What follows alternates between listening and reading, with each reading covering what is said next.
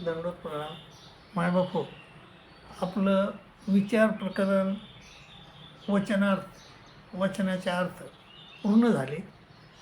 नंतर मला बऱ्याच वाचनिक मंडळींनी फोन केले, सूचना केली की तुम्ही विचार भाष्य सांगा आम्हाला. विचार तर सांगितला, पण विचारावर भाष्य सांगा. तर मायबापू, तर मी तुम्हाला विचार भाष्य सुरू करत आहे आज. तर विचारामधलं पहिलं वचन आहे, चैतन्य माया विदेह परा आणि शक्ती. सर्वात्मा, सर्वज्ञ, सर्व सुरेश्वर, अपार कृपादी गुणसागर, रत्नाकर, अतुल्य परमानंदामृत सागर, कैवल्यदानी, अवधार्य राज्य जळधर, जीवोधरण व्यसनिया, परमेश्वर श्री चक्रधर स्वामींनी उदाहरणामध्ये प्रथम 11 वचने सांगितलेल्या मायापूर युक्तत्वी स्वरूप व शक्तीचा परिपूर्ण स्वीकार करून ज्ञानेन उद्धरण नाही म्हणूनही स्वस्वरूपादी चारी पदार्थाचे कर्मभूमीतील मनुष्य देहाने युक्त असलेल्या जीवांना यथा तथ्य ज्ञान केले. 4 पदार्थाच्या ज्ञानामध्ये परमेश्वराचे ज्ञान श्रेष्ठ प्रकारचे असून उद्धारक आहे. तर अनंत ब्रह्मांडांना व्यापून असलेल्या सामर्थ्याने तर परमेश्वर प्रवृत्ती सरीशी क्षणात सृष्टीचा संहार रचना करणाऱ्या आणि पंचप्रकाराने सर्व देवतापेक्षा श्रेष्ठ असलेल्या अशा सामर्थ्यशाली मायेच्या त्रिगुणात्मक ज्ञानाने जीवाचा उद्धार होऊ शकत नाही. परमेश्वर ज्ञानाची ही श्रेष्ठता लक्षात घेऊन आणून देण्यासाठी ईशाशी प्रथम आचार्याच्या विद्यमानी केशिराज व्यासाने त्यांच्या आज्ञेनुसार अन्वय लावताना प्रथम अन्वया व्यावृत्तीमध्ये देवताची निचादिक्रमे व्यावृत्ती केली, परंतु मायाची व्यावृत्ती केली तर विश्वादी सकळ देवताची व्यावृत्ती केल्यासारखे होईल. म्हणून विचारस्थळाचा अन्वय लावताना प्रथम माया प्रकरण मांडून उच्चादिक्रमे निर्वच केला.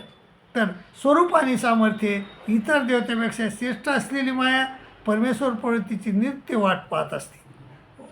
जेवढा काळ सृष्टीत गेला तेवढाच काळ तमात गेल्यावर परमेश्वराला सृष्टी रचनेचा उल्लेख होतो. त्या उल्लेखासरीशी माया क्षणात आनंद ब्रह्मांडाची निर्मिती करते. रचल्या सृष्टीमध्ये अवतारावे असा उल्लेख होताच क्षणात शुद्ध स्वरूपाच्या अनंत मूर्ती निर्माण करून स्वतः पुरस्त होते. त्याप्रमाणे परमेश्वराला जीवाची दुःखे पावत नाहीत म्हणून संहाराची प्रवृत्ती होता क्षणीच नित्य नरकासहित सकळ कर्म भळे नसून पुढील उल्लेखाची निरंतर जागृत राहून वाट पाहत असते. अशा या सर्व शिष्ट मायाची उचित नामे कोणती तेच सर्वज्ञ सूत्रातून निरूपण करतात. तर विचारस्थळातील पहिला सरवळा एवं चैतन्य माया विदेह पराशक्ती हे मुख्य करून माया निर्वच 14 वचने डोमेग्रामी मायाभटाप्रती निरूपण केली.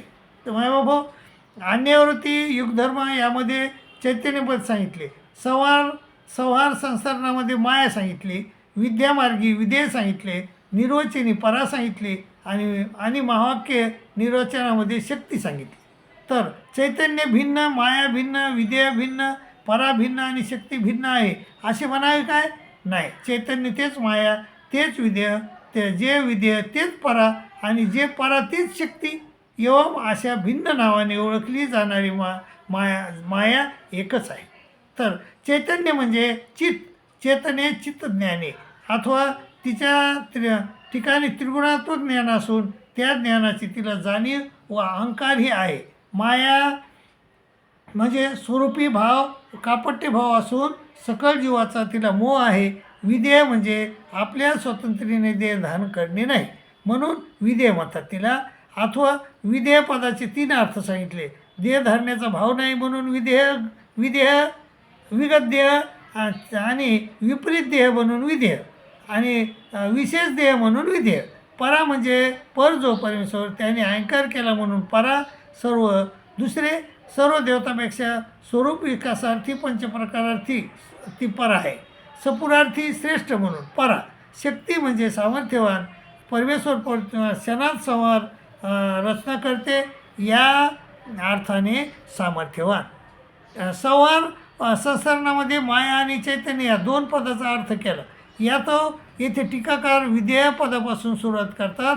विधेय म्हणजे देह होणे नाही, देह धरणे नाही असा अर्थ असेल तर ईश्वरीचे देह झाली की माया ईश्वरीचे देह झाली की मग मायाशी विधेय म्हणणे किती आणि कसे घडते तर देहिया ना म्हणजे ईश्वरीचे देह झाली, पण देहिया ना म्हणजे देहधारक झालेली नाही, देह धारण करत नाही.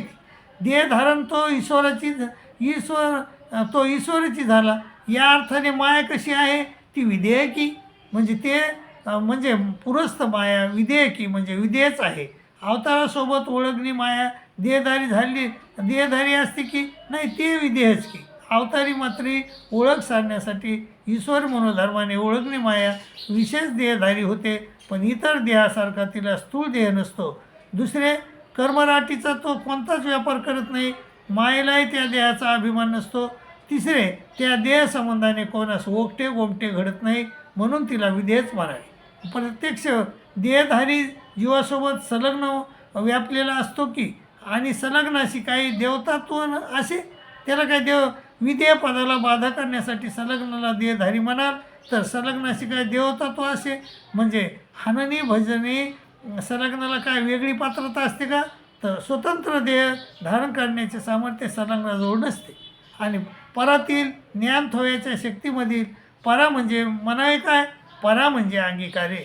परमेश्वराने मायेचा स्वीकार केला म्हणून परा एरवी माया आवरात येते. कशाचा स्वीकार केला सामर्थ्य स्वरूपे शक्ती अव्यक्ती सामर्थ्य स्वीकार म्हणजे रचना संहार करणे प्रवृत्ती ओळखणे आणि व्यक्ती मायापुराच्या ठाई पंचप्रकार हे सामर्थ्य आणि स्वरूपे तरी अव्यक्ती त्र्यांसत्वे पातळी आणि व्यक्ती पुरस्थ झाली अशा इतर शक्ती तशीच मायाशक्ती आहे काय आद्यशक्ती म्हणजे माया ईश्वराची म्हणजे आद्य मूळ प्रथम शक्ती आहे. एवं अशा शक्ती तशीच मायाशक्ती नाही. कोणत्या अर्थाने आद्यशक्ती ईश्वरीचे व्यापार ते अधिकरण अव्यक्त माया तिन्ही प्रवृत्तीच्या व्यापाराला मुख्य कारण आणि ओळखणी माया व्यक्तमंताच्या सकळ व्यापाराला अधिकरण.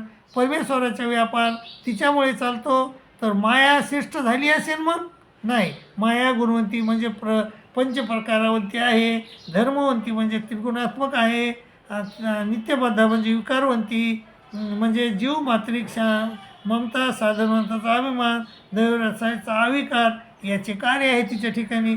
जीव मात्री दुखवे मनुष्याचाही पोळे साधनांचाही शोभे दैवराटी जळे अथवा विकारवंती म्हणजे सत्ववंती तमवंती रजवंती. हे काय सांगितले ऐशी ते माया उपरोक्त लक्षणाने युक्त अव्यक्त चेतन माया जाणावी. ब्रह्म कसे आहे ब्रह्म सत्य नित्य संत शाश्वत ब्रह्म म्हणजे ब्रह्म म्हणजे सत पवित्र म्हणजे सत्यार्थ सत्यमान पदार्थ.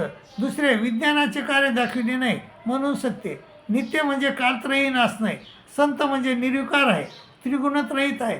शाश्वत म्हणजे दिदल्या सुखाशी केव्हाही उणेपणा नाही. तर ब्रह्माच्या ठिकाणी उणेपणा तो कोणचा सर्व धर्म शून्य. त्याच्याजवळ कोणतेही धर्म नाही तर शक्तिरूप धर्म नाहीत. मायेच्या ठिकाणी जे दोषरूप धर्म ते नसून ईश्वरासारखे शक्तिरूप धर्म नाहीत. येण्याअर्थी सर्व धर्म शून्य.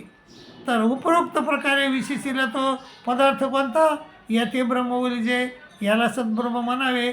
मायेचा निरोध चालला असता ब्रह्मस्वरूपाचा निरोध का सांगितला पुराचा स्वीकार म्हणून परमेश्वर सांगितला. पण ब्रह्म का सांगितले ते सकाळचे ज्ञान व्हावे. जिथे 2 अंश तिथे तिसऱ्या अंशाचे ज्ञान असावेच लागते. एवं त्र्यांश स्वरूपाचे शब्दज्ञान याला संपूर्ण ज्ञान होण्यासाठी ब्रह्मस्वरूपाचा निरोध सांगितलेला आहे. माय बाबा हे अशा प्रकारे हे विचार भाष्य आहे. तर हे विचार भाष्य तुम्ही ऐका 4-2 बारे ऐकल्यावर तुम्हाला निश्चितच ते कळून जाईल थोडं. आणि कळाल्यानंतर तुम्हाला तुम्ही ज्यावेळेस पुस्तक आनंद भाष्याचं त्यावेळेस तुम्हाला ते भाष्य समजून जाईल. तर याप्रमाणे बघा आज मी हा प्रयत्न केलेला आहे. तुम्हाला पटला तर मग मी आवडला तर मग उद्या पुन्हा दुसरं वचन टाकतो. असे वचन टाकत चालतो. आणि नाही आवडला तर बंद करून टाकतो. हे माझ्यासाठी करत नाही मी, तुमच्यासाठी करतो. तुम्हाला जे पसंत आहे ते मी करणार, तुम्हाला पसंत नाही ते मी करणार नाही. बाबा याप्रमाणे माझा वसा आहे, त्याप्रमाणे मी चालतो. तर तुम्हाला हे पटलं तर कॉमेंट करा, लाईक करा, शेअर करा. आणि नाही पटलं तर मला तसं कॉमेंटमध्ये सांगा. मी पुन्हा मग हा विषय घेणार नाही. आपला दररोजचा विचार मालिका घेऊ मग पण तुम्हाला पटलं हे तर हे घेऊ, नाही तर मग विचार मालिका घेऊ किंवा दृष्टांत सुरू करतो मी. ते पण म्हणजे आवडरूप आहेत ते. हे थोडं म्हणजे समजायला कठीण असल्यामुळं थोडं जड वाटतंय. मग त्याप्रमाणे तुम्ही सांगा मला, त्याप्रमाणे उद्यापासून वागन. दंडोत प्रणाम, दंडोत प्रणाम, दंडोत प्रणाम.